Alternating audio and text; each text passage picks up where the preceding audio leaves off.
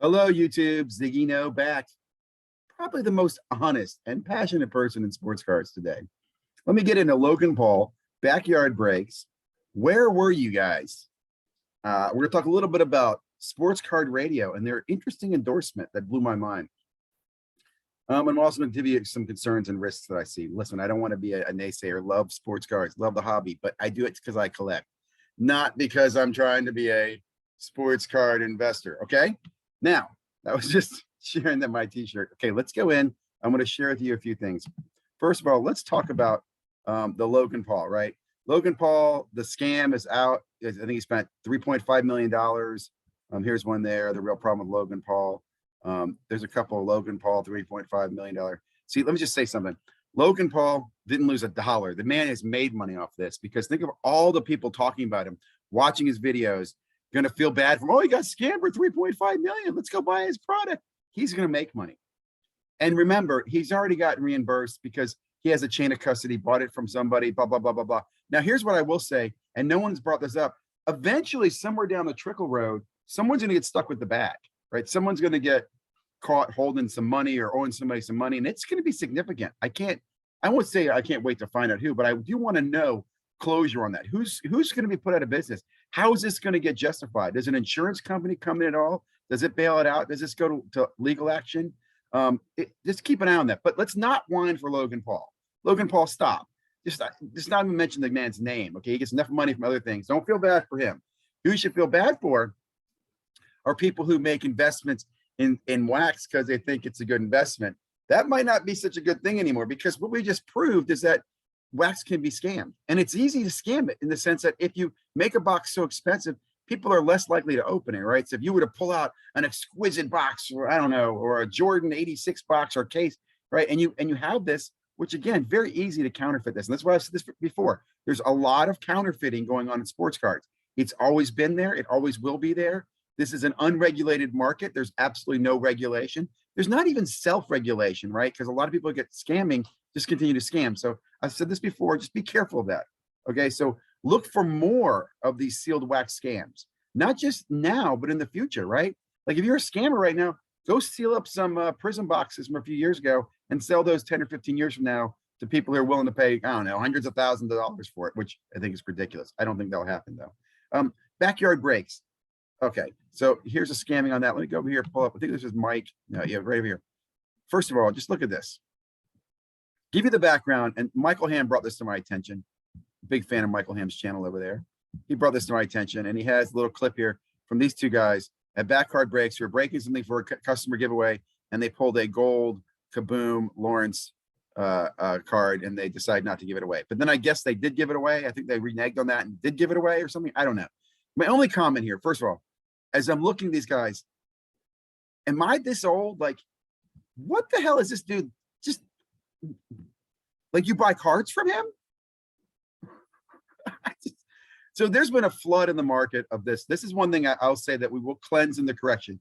Anybody can break, anybody can grade, anybody's a genius when it comes to sport cards. That will change.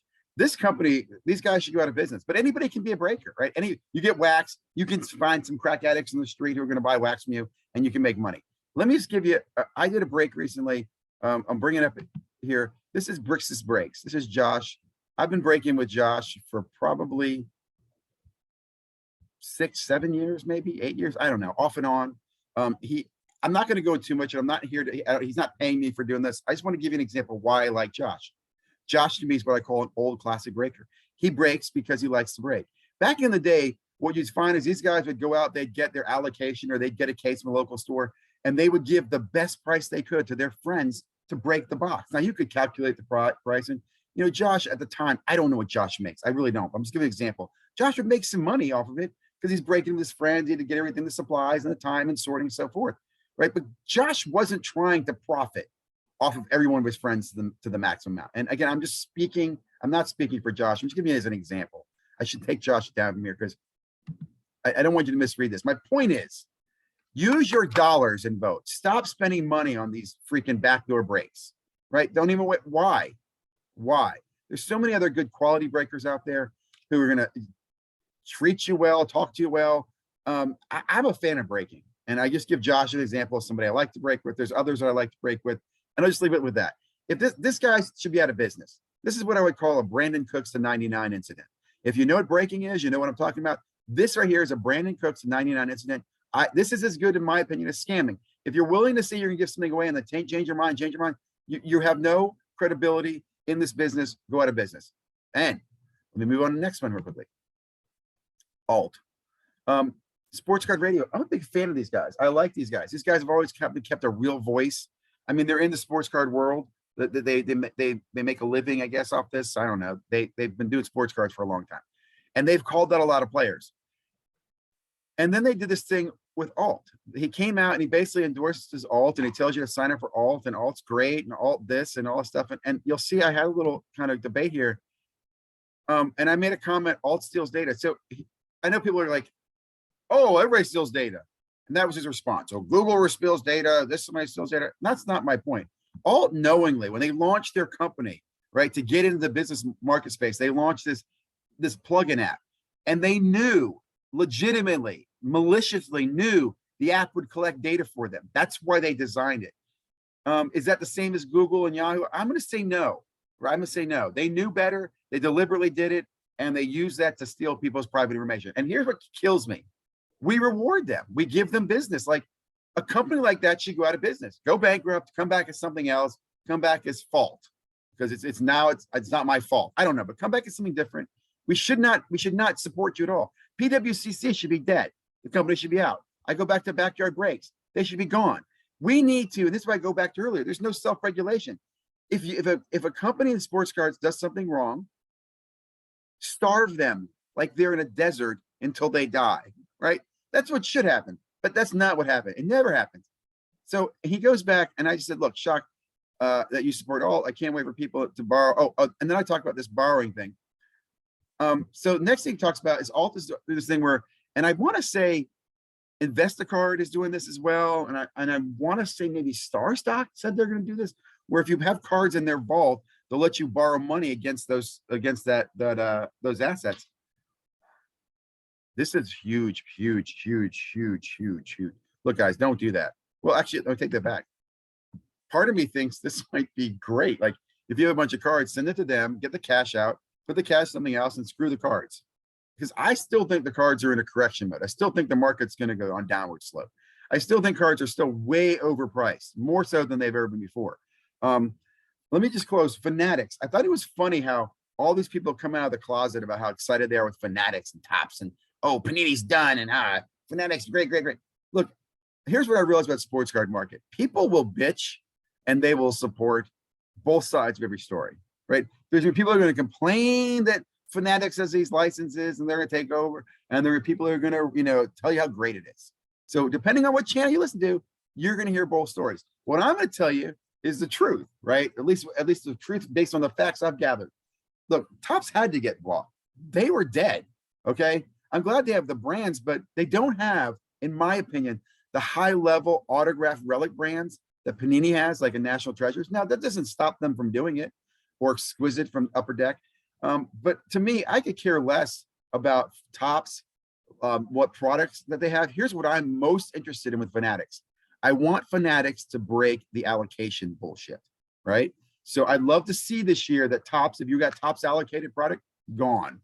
I'd love to hear that people are complaining about that, and that now Fanatics is moving towards a more direct consumer distribution model, or some other option for consumers, collectors, to get the product, or even buy in bulk. I'm all for, if you want to get a discount, then you have to buy, you have to store, you have to deal with the inventory for that bulk amount of stuff, but no freaking grandfather in allocation garbage.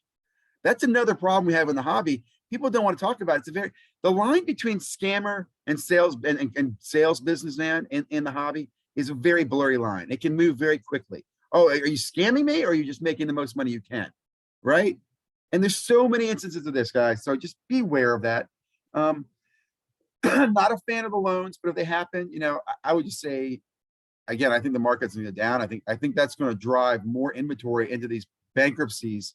And I think you're going to see some bankruptcies in the future at some of these vaulted companies. Could you imagine a vaulted company going bankrupt and all their assets being sold off at an auction? So I think, again, you're going to see more catalysts that are going to continue the decline of the sports card, what I call the correction. I don't want to call it a crash, because a crash is like it crashes and it's over and the things get better. This isn't a crash. This is like the U.S. Enterprise scraping across the planet Earth and getting everything beat the shit out of it until it comes to a screaming halt, which still we're not there. We're still getting the shit beat out of us as we go across the Earth.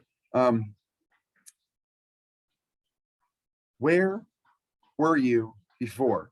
And I'm saying that because I've seen several people now start to bring attention to the scamming. I saw Silver Jackpot did a great video on sports card investors and them pushing the market. And I agree with him. You know, I said in my videos, I'm more critical of sports card investing.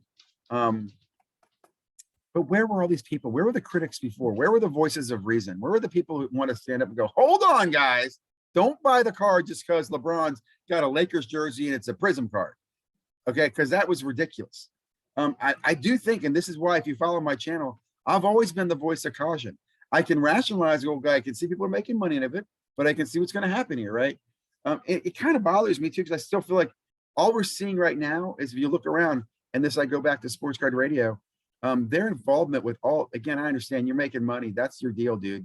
And maybe you know the alt guy. Maybe alt's a great company. It's just, as soon as money's involved, people justify anything. That's why, and I'll just close on this. I'll close with this. That is why what I do here on this channel and with sports cards is a hobby to me. I don't want this to be an income for me where I have to sell or have to have so many ads or have so many views in order to pay my bills. I do this because I enjoy it. And if I can enjoy it, then I can be honest about it, right? I really, really do appreciate the subscribers and the comments and the private DMs and the messages. I got some things, like I said, I did some videos earlier about plans I have for this year, experiences I got planned. I'm hoping to be at the CSA Chantilly show in April, more to come on that. And I'm thinking about launching more content on a regular again. I really enjoyed that. So guys, hope you enjoyed this video. I love your comments, your thoughts, your suggestions. You know, as I said before, be safe out there. Treat people the way you want to be treated. Find friends that you want to break with and break with them. Get some friends together and buy a box together, guys, and do it at cost and break that box together and cheer, right?